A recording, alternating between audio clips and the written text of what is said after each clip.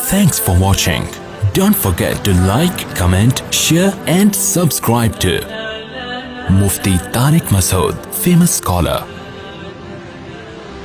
تو میرے بھائی ہم جو اس لکیر سے محبت کرتے ہیں کہ یہ کنٹری ہے, یہ نقشہ ہے, تو اس کی بیس, اور ہم چاہتے ہیں کہ یہ ملک باقی رہے, یہ کسی دوسرے کنٹری کی تحویل میں نہ دیا جائے, صرف اس بیس پر کہ ہم یہاں اسلام کو سپیریئر کر سکتے ہیں, ہمارا آئین اسلامی ہے. تو اگر یہی چیز عدالتوں سے ختم ہو جائے گی تو پھر بھائی پھر تو بھاگو امریکہ جاؤ یار, یہاں کیا رکھا ہے. اپنی نجی زندگی میں اسلام کو تو وہاں بھی فالو کر سکتے ہو آپ. تو سپیریئر, تو اس لیے میں بار بار کہتا ہوں کہ عدالت کا خلا اسلام میں کالعدم, کسی کا بھی فقہ نہیں ہے, کسی فقہ میں نہیں ہے. تو خیر بات یہاں سے شروع ہوئی تھی, وَلَنَبْلُوَنَّكُمْ بِشَيْءٍ مِّنَ الْخَوْفِ وَالْجُوعِ وَنَقْصٍ مِّنْ, ہاں وہ میں پہلے واقعہ بتا دوں. وہ خاتون آئی نا, میاں بیوی آئے کچھ دن پہلے, خاتون نے عدالت سے خلا لیا, یہ سمجھ کے بیٹھ گئی کہ طلاق ہو گئی ہے. بعد میں ارادہ ہوا دوبارہ ان پرانے والے سے شادی کرنی ہے.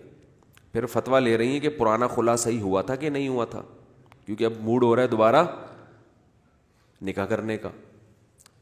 تو میں نے وہ جب ڈاکومنٹ پڑھے تو میں نے کہا تو صحیح نہیں ہوا, اس میں تو کوئی الزام بھی ڈھنگ کا نہیں لگایا آپ نے, ٹھیک ہے نا, جھوٹا الزام بھی کوئی ڈھنگ کا, میاں بھی بیٹھا ہوا تھا. تو میں نے کہا الزام بھی ایسا نہیں لگا جس کی بیس پر خلا بنتا ہو, سچی مچی کا بھی بنتا ہو. تو کچھ بھی نہیں ہے وہیں, بس میوچل انڈرسٹینڈنگ نہیں ہو پا رہی. پتہ نہیں کتنے بچے ہو چکے تھے, بغیر انڈرسٹینڈنگ کے اتنے بچے ہو گئے, اب نہیں بن پا رہی. عدالت نے فوراً کاغذ پکڑا دیا. میں نے کہا یہ کچھ بھی نہیں ہے. کہہ رہی ہمارا نکاح دوبارہ پڑھا دے. میں نے کہا نکاح ٹوٹا ہی کب ہے جو پڑھا دوں دوبارہ, نکاح ٹوٹا ہی نہیں ہے. میں نے کہا آپ کا میاں ہے بھائی. وہ میاں بڑا خوش ہو رہا تھا یار, فری پھوکٹ میں مل رہی ہے. اب وہ خاتون مجھے کہہ رہی ہیں کہ تو پھر یہ اتنے, یہ کیا ہے یہ. میں نے کہا یہ بکری کو کھلا دیں جا کے آپ, اس کی اسلام میں کوئی ویلیو نہیں ہے. آپ کہہ سکتے ہیں میں توحید عدالت کر رہا ہوں, آپ توہین اسلام کر رہے ہو بھائی. میں یہ تھوڑی کہہ رہا ہوں پاکستان کے قانون میں اس کاغذ کی کوئی ویلیو نہیں ہے, یہ تھوڑی کہہ رہا ہوں, قانون میں بڑی ویلیو ہے. اس کاغذ کی بیس پہ آپ کہیں اور شادی کر سکتی ہیں, آپ کا وراثت میں حصہ ختم. میں تو اسلام کو بتا رہا ہوں کہ اسلام میں اس کاغذ کی ویلیو نہیں ہے. تو ہم اسلام کو تھوڑی جج کے کہنے سے چینج کر دیں گے.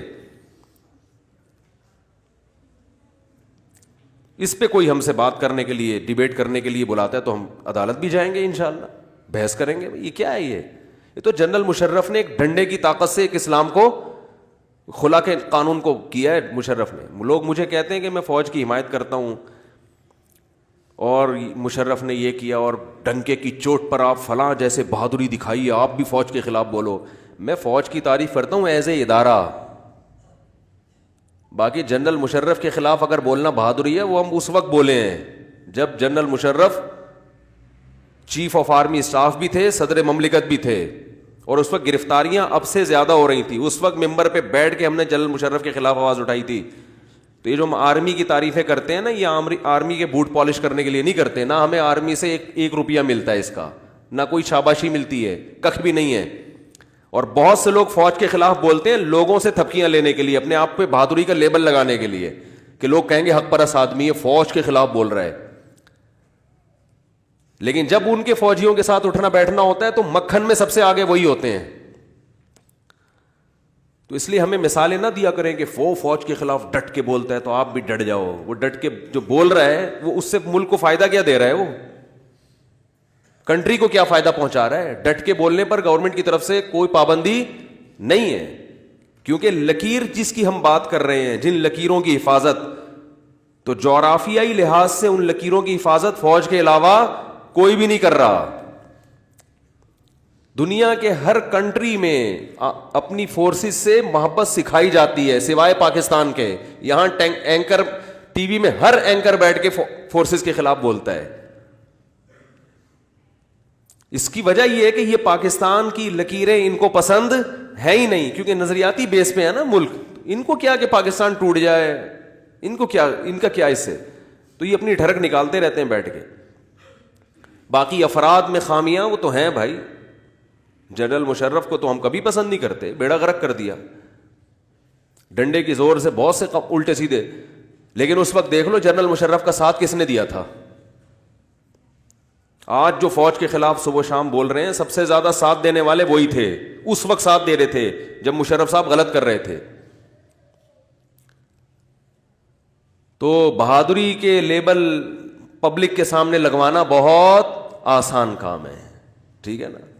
بہادری یہ ہوتی ہے کہ عوام جو کہہ رہی ہے آپ اس کے خلاف چل کے دکھاؤ. میں جو بات کر رہا ہوں عوام اس کو قبول نہیں کر رہی, کیونکہ عوام کو غلط پٹیاں پڑھائی جا رہی ہیں, سکھائی جا رہی ہیں, اور ہر سطح پہ عوام کو مس گائیڈ کیا جا رہا ہے. ٹیلی ویژن پہ بھی, سیاسی لیڈر بھی, سب کے اپنے مفاد ہیں, ملک کا بیڑا غرق ہو رہا ہے. تو جنرل مشرف نے یہ دھاندلی کی, ایک ڈکٹیٹر بن کے عدالت میں غیر شرعی قانون ڈنڈے کے زور سے, کیونکہ مطالبہ یہ تھا کہ عورت کو طلاق کا حق دیا جائے, تو مشرف نے کہا یہ کروں گا تو مولوی سارے پیچھے پڑ جائیں گے, عورت کو خلا کر ایسا رائٹ دے دو کہ اس میں شوہر کی پرمیشن ضروری نہ ہو, اور اس میں شوہر کا برا ہونا بھی ضروری نہ ہو. شوہر اگر برا ہے پھر تو عورت کو حق ہے, برائی کے بھی کچھ درجات ہیں, ایسے ہی نہیں کہ کوئی بھی برائی ہو, سگریٹ پیتا ہے تو جناب طلاق لے لی. تو مشرف نے یہ گڑبڑ کی, جنرل مشرف نے, کہ لا میں یہ تبدیلی کر دی, نوٹس جاری کر دیا کہ بھائی جب بھی کوئی عورت شوہر سے علیحدگی کا مطالبہ کرے گی تو عدالت اسے خلا کی ڈگری دے گی, چاہے اس کے میاں میں کوئی خرابی نہ ہو. اس وقت تمام سیاسی جماعتوں نے اس قانون کے خلاف کسی ایک نے بھی آواز نہیں اٹھائی, جو اس وقت اٹھانے کا ٹائم تھا.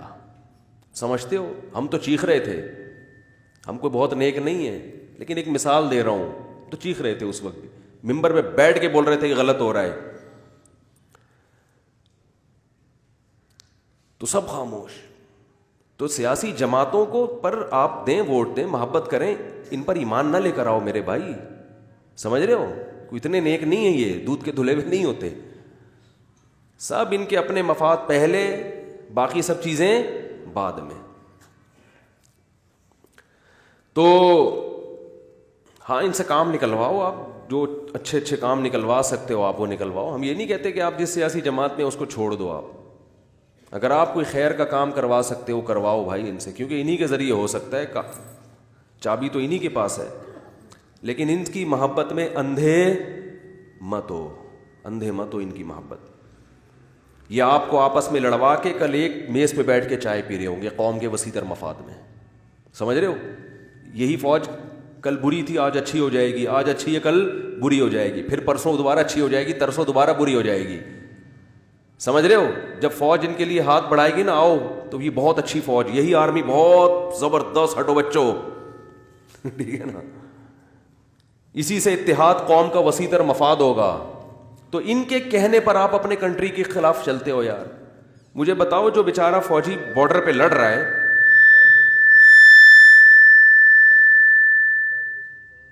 جو فوجی بارڈر پہ لڑ رہا ہے, اگر وہ پیچھے گالیاں سنے گا کہ فوج ایسی فوج ایسی, تو اس کو موٹیویشن ملے گی کہ یار اس قوم کے لیے میں لڑوں جو ہم صبح شام ہمیں برا بھلا کہتی ہے. آپ کہہ سکتے ہو ہم فوجیوں کے نہیں, ہم آفیسرز کو کہہ رہے ہیں برا بھلا, یعنی سب کو, سب آفیسر کو. تو وہ جو فوجی لڑ رہا ہے وہ تو آفیسر کے کہنے پہ لڑ رہا ہے. وہ کہہ گئے جب یہ سارے ہی گندے ہیں, ادارہ ہی برا ہے, تو میں کیوں لڑوں بھائی, اس قوم کے لیے کیوں قربانی دوں. یہ دنیا میں کہیں بھی نہیں ہوتا جو یہاں ہو رہا ہے, جو یہاں ہو رہا ہے نا دنیا میں کہیں بھی نہیں ہوتا. باقی 100% درست دنیا میں کوئی بھی نہیں ہوتا. خرابیوں کو ٹھیک کرنے کی کوشش کی جاتی ہے. تو خیر میں اب جلدی سے اپنے اصل ٹاپک کی طرف آتا ہوں. تو میں یہ کر رہا تھا, یہ جو لکیریں ہم نے برداشت کی ہوئی ہیں اور سب کچھ صرف اس لیے کہ نظام کیا ہونا چاہیے, اسلام, اسی کے لیے قربانیاں ہیں, اسی کے لیے, اور اسلام حقیقی معنوں میں آئے گا تو یہ سارا نیچے کا سسٹم آٹومیٹیکلی ٹھیک ہو جائے گا.